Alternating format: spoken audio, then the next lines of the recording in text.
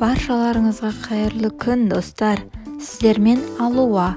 Бүгін сіздерге батон нанның рецептісін ұсынамын.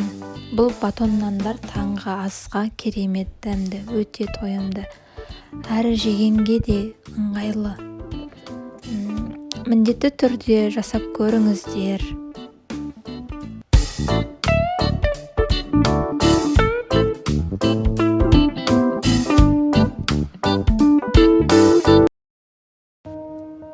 Ең алдымен сүтімізді құйып аламыз, суымызды, майымызды, тұз бен шекерді және дрожжды салып, жақсылап араластырамыз.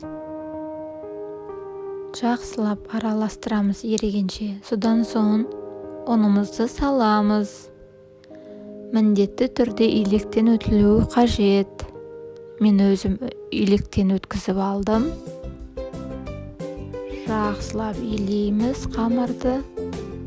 Бәрін бірдей салмаймыз. Ұнды жаймен сала бастаймыз. Мінекей қамырымыз иленіп болды. Осындай қолға жабыспайтындай болу қажет.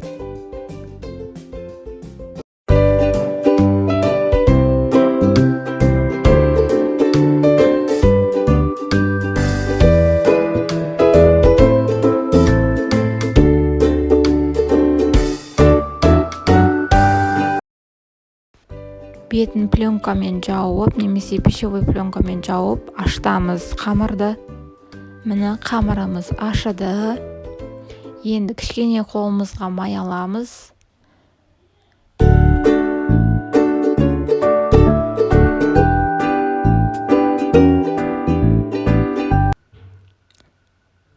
Енді осылайынан үстінен кішкене басамыз.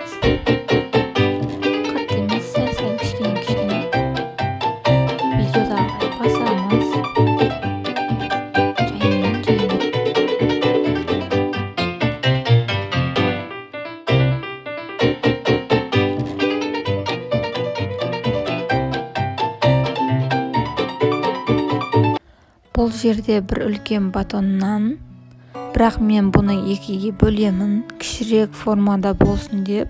Қаласаңыздар өздеріңізге ыңғайлы формада жасасаңыздар болады. Мүмкін бір батон үлкен нан қылып шығарсаңыздар да болады. Бірақ мен өзімізге ыңғайлы, жегенге, кескенге ыңғайлы болсын. Осылай бетін жауып 10-15 минутқа қойып қоямыз, чтобы көтеріліп, ісініп тұру үшін. Мінекей көтерілді біздің батон нанымыз. Өткір пышақпен кесеміз, яғни тілеміз, бет жақтан узор салып, осылай тіліп аламыз. Енді бетіне бір жұмыртқаны жағамыз.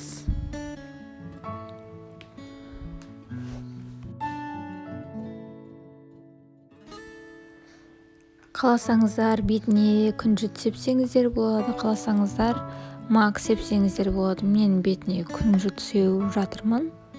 Мінекей. Енді қызып тұрған пеште 200-220 градустағы пешке қызарғанша пісіріп аламыз. Мінекей біздің піскен батон нандарымыз.